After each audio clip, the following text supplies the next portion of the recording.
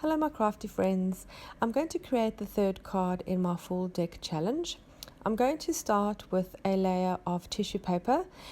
I'm going to adhere it to the card with some Mod Podge. You could also use craft glue.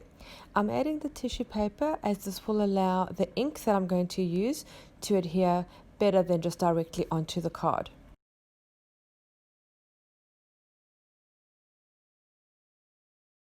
For the inks, I'm going to add them onto an acrylic block, and then I'm just going to smush them onto the card and just allow the patterns to develop on their own.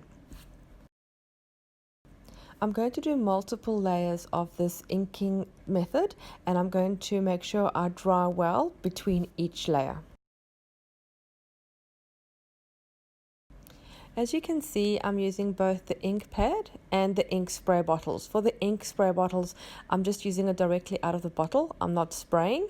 And for the ink pad, I just press the ink pad onto the acrylic block.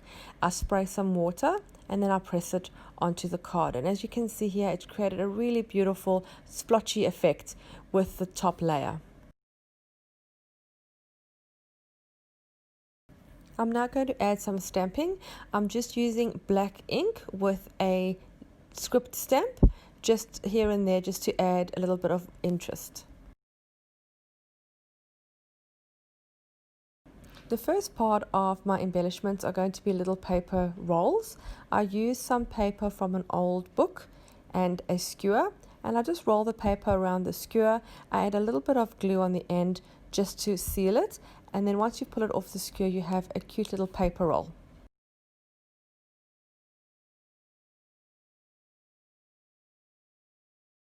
This would also work well with magazine papers or even newspaper. And you don't have to use a skewer, you could use something thicker like a pencil or maybe even a knitting needle just to get different widths of the paper rolls.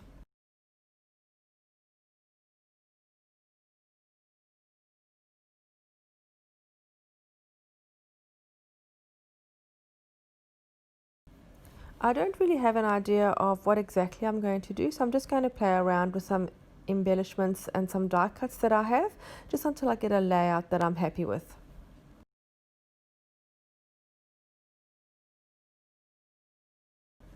I'm going to stick the paper rolls down with some hot glue. You could also use craft glue for this, but I like them to glue instantly, so I like using my glue gun a lot in these projects.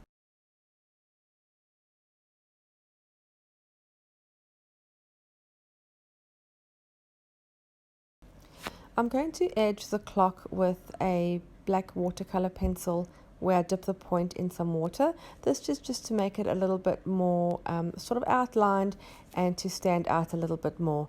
I'm just going to attach that with some glue from a glue stick.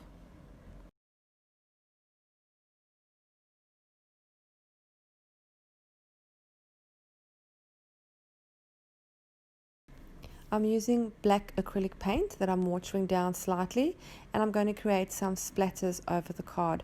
I'm going to splatter it everywhere, including over the clock and the paper rolls.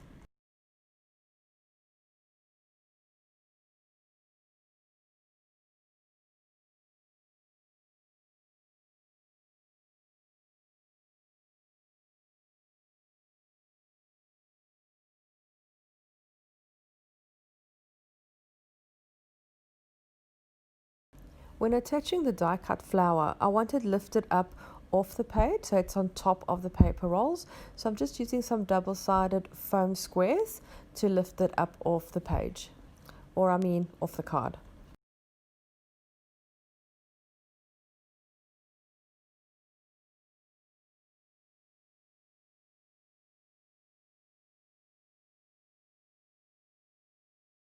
It wasn't quite high enough, so the left side was dipping down, so I just added an additional foam square underneath one of them so it's level.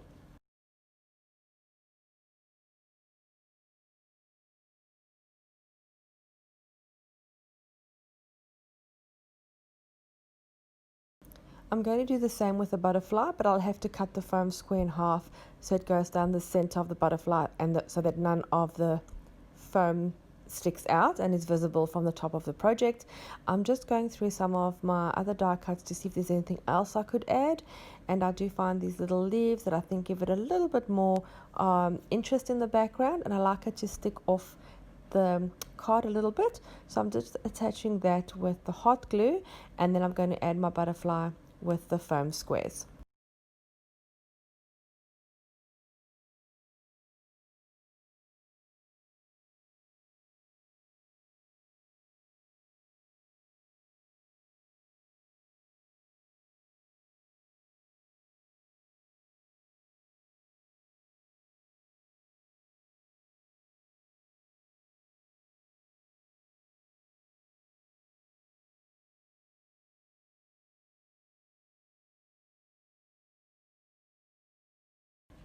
In the final step, I'm just going to punch a hole in the left corner of the card so I can attach it to the ring with the rest of the cards. I hope you enjoyed this quick video for my altered playing card. I hope you could get some inspiration to create your own version, or if you're crafting along with me in the challenge, I hope you enjoyed making this card. Thank you so very much for watching this video. I'd love it if you subscribed to my channel and hit the little bell button to get notifications of my new videos, and I'll see you again soon. Bye.